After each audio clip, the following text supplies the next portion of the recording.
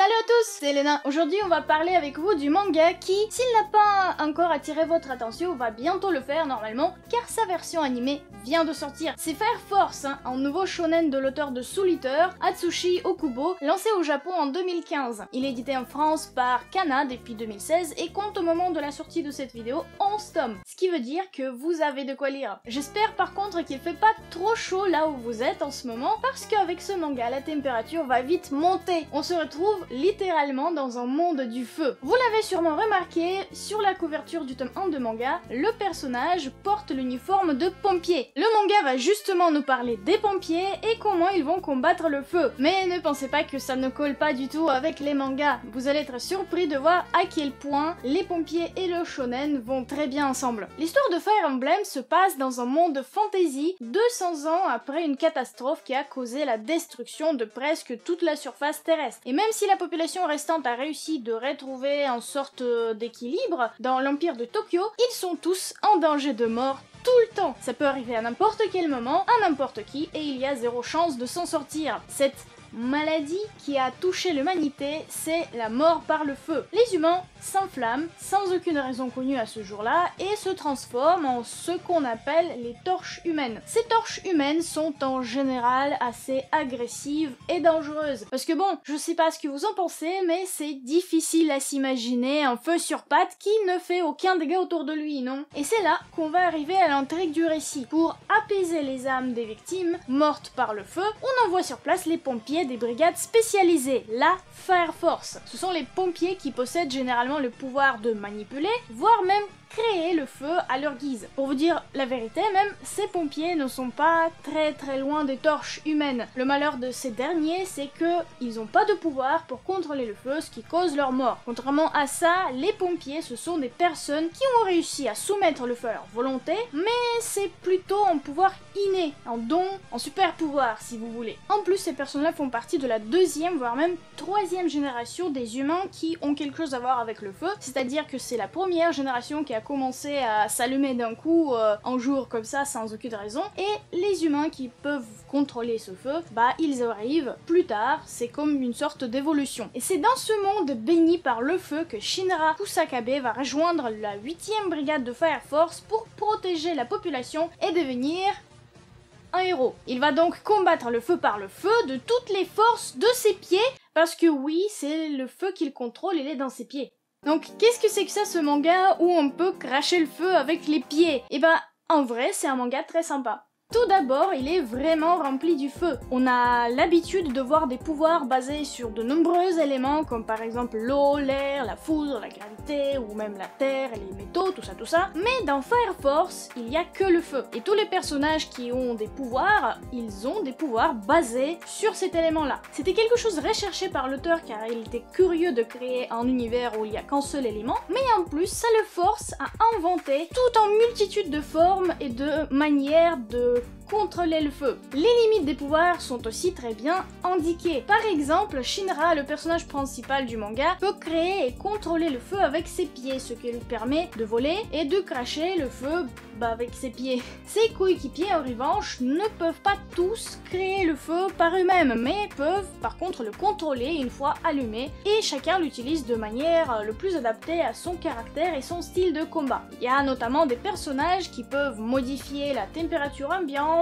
ou même changer l'apparence des gens en leur dilatant les veines. L'auteur, il n'arrête vraiment pas du tout de nous surprendre en inventant des nouvelles manières d'utiliser le feu. Et c'est vraiment impressionnant à suivre. D'ailleurs, un fun fact, Shinra fait du breakdance pendant les combats, comme ça il peut profiter à 100% de la puissance de ses pieds. Faites attention à sa manière de combattre pendant la lecture des mangas et vous allez voir, ça lui arrive souvent. Au début du manga, on croit que les ennemis de Fire Force et donc de Shinra sont des torches humaines qui s'enflamment un peu partout et menacent les citoyens. Mais le manga nous fait vite comprendre que toutes les torches humaines sont surtout des victimes. Le travail principal des pompiers est donc d'apaiser les âmes des personnes qui se sont enflammées et de mettre fin à leur souffrance. C'est notamment pour ça que les brigades comptent dans leur rang des prêtres et des prêtresses du dieu Soleil qui récitent les prières pendant que les pompiers font leur travail. Fire Force est un shonen nekitsu, c'est-à-dire qu'on peut peut le placer à côté de Naruto, One Piece, Black Clover et My Hero Academia dans sa manière de raconter l'histoire. Le personnage principal est donc très important dans ce genre de manga. Shinra est le personnage classique pour le genre. Il est orphelin, il a un passé pas très facile et il veut devenir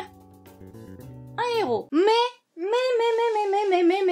contrairement à beaucoup de personnages principaux des shonen, Shinra n'a pas que la force et la détermination pour lui, il a aussi sa tête. Ce n'est pas un génie de chiffres non plus, ni un spécialiste des sciences ou quelqu'un qui connaît tout sur tout, non, pas du tout. Il est juste pas con, il sait réfléchir et il ne possède pas de pouvoir ultra pété, à part le fait qu'il contrôle le feu avec ses pieds. Mais bon, sachant qu'il y a des personnages qui ont le feu dans leurs yeux, ou voire même qui peuvent cracher le feu avec les fesses, Shinra n'a pas de pouvoir anormal ou inhabituel, il est normal quoi. Et c'est ce qu'on voit assez vite et c'est quelque chose qui aide à s'attacher au personnage et je peux vous dire que c'est très facile de ressentir la sympathie à son égard. En plus, Shinra a un passé difficile, il est tenu pour coupable de l'incendie qui s'est produit il y a 12 ans et qui a emporté les vies de sa mère et de son petit frère Sho. C'est pour tenir la promesse donnée à sa mère de devenir un héros qu'il s'engage à faire force et aussi en fait pour prouver que ce n'est pas lui qui a tué sa famille. Dès la fin du tome 1 du manga, on apprend qu'il y a des forces dangereuses qui connaissent la vérité sur ce fameux incendie et donc sur le passé de Shinra. Son envie de découvrir la vérité sera donc un fil conducteur du récit et va sûrement pousser le développement du personnage. Alors j'aimerais vous dire quelques mots sur les premiers chapitres du manga qui servent en fait à l'introduire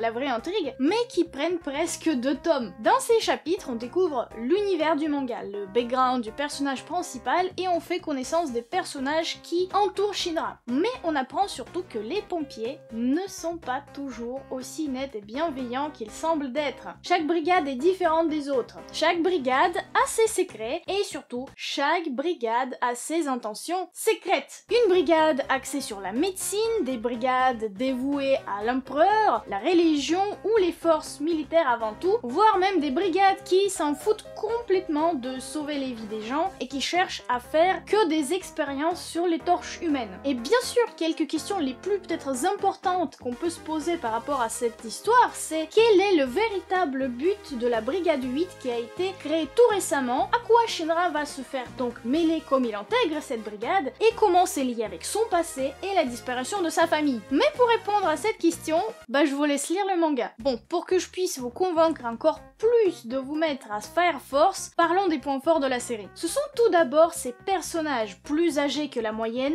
dans les shonen neketsu et plus matures. Shinra a 17 ans, il est entré en service tout de suite après l'école des pompiers et c'est maintenant son travail. Comme conséquence, tous les pompiers ont son âge ou sont plus âgés. Sa situation de pompier a forcé l'auteur de le rendre plus réfléchi. Selon Atsushi Okubo, vu son passé, le mépris et la peur des autres à son égard, son ambition de devenir un héros, mais aussi son rôle de pompier, Shinra ne pouvait pas être un abruti heureux et souriant capable d'utiliser que ses muscles et sa bravoure. Ce serait un personnage complètement inadapté à l'histoire. L'histoire qui d'ailleurs, elle, nous propose tout un côté enquête en plus d'un shonen de bagarre classique, même si bon, la bagarre, il y en aura beaucoup. Après tout, c'est le cœur même du travail des pompiers et de la Fire Force. Et c'est justement ce mélange entre les combats, l'enquête, les personnages qui sont développés et qui se développent dans un monde adulte qui nous donne un manga avec un univers riche, bien rempli, avec des enjeux qui ne sont pas pris à la légère et qui ne sont pas faciles à résoudre. Dans cet univers, la force ne fait pas tout. Et c'est que en exploitant toutes ses capacités et en se reposant sur tous les membres de sa brigade que Shinra pourra progresser et trouver les réponses à ces questions. Quand j'ai pris ce manga dans mes mains pour la première fois, j'étais super sceptique. Un manga sur les pompiers avec un personnage principal qui crache le feu avec ses pieds ne m'inspirait pas du tout confiance. Un univers peu exploité dans les mangas et en plus la manière d'utiliser son pouvoir vraiment pas habituelle, ça peut refroidir plus d'un. Finalement, je suis complètement accro à cet univers unique et peu exploité. Si vous connaissez des autres mangas sur les pompiers, partagez vos vos titres dans les commentaires, ce sera très curieux de voir ce que ça donne. Mais clairement, Atsushi Okubo profite de l'absence de concurrence dans cet univers pour nous en mettre plein les yeux et de nous surprendre encore plus à chaque page. Je donne un gros point à ce manga pour la facilité de lecture. Le début est classique mais efficace et le rythme imposé par l'auteur transforme son récit en boule de neige qui nous plonge de plus en plus dans l'intrigue et qui nous scotche à ses pages sans même qu'on se rende compte. Les événements et l'introduction des personnages s'enchaînent sans laisser de longueur inutile. Fire Force vous prend gentiment par la main en vous invitant de découvrir cette aventure et quand vous revenez à la réalité pour aller chercher, je sais pas, un café, vous vous rendez compte que c'est déjà le tome 7.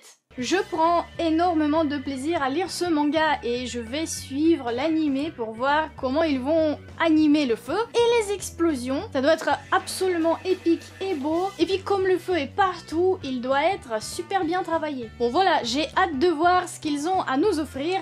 Parce que le mangaka, lui, j'ai l'impression qu'il se dépasse à chaque nouvelle scène remplie du feu. Pour moi, Fire Force, c'est clairement un shonen qui se démarque. C'est déjà un manga récompensé à plusieurs reprises, que ce soit au Japon ou en France, et le public attend les nouveaux tomes avec impatience. Mais je suis sûre que la sortie de l'anime a le potentiel de faire de ce manga un vrai poids lourd qui pourra faire concurrence aux shonen les plus populaires du moment. Je me demande même si à cause de ce manga, on n'aura pas droit aux autres mangas qui vont nous parler des médecins guerriers, des comptables diaboliques, et voire même des électriciens chasseurs de vampires. Après tout, on a déjà eu un shonen sur une école de cuisine, dont je suis d'ailleurs une fan absolue. En tout cas, encore une fois, ce manga est ouf. C'est vraiment quelque chose et je suis très agréablement surprise du résultat. Je vous le conseille à tous, je pense que vous passerez d'excellents moments à le lire. Et surtout, là, pendant les vacances d'été, c'est vraiment le bon moment de s'y mettre. J'espère que cette vidéo vous a plu. Si c'est le cas, n'hésitez pas de mettre des pouces bleus et de partager la vidéo. J'attends avec impatience vos retours sur le manga Fire Force pour qu'on puisse en parler ensemble dans les commentaires. Dites-moi aussi quel manga vous comptez lire pendant ces vacances d'été et quel manga vous aimeriez voir en revue sur la chaîne. Je vous fais plein de bisous, on se revoit très vite, à la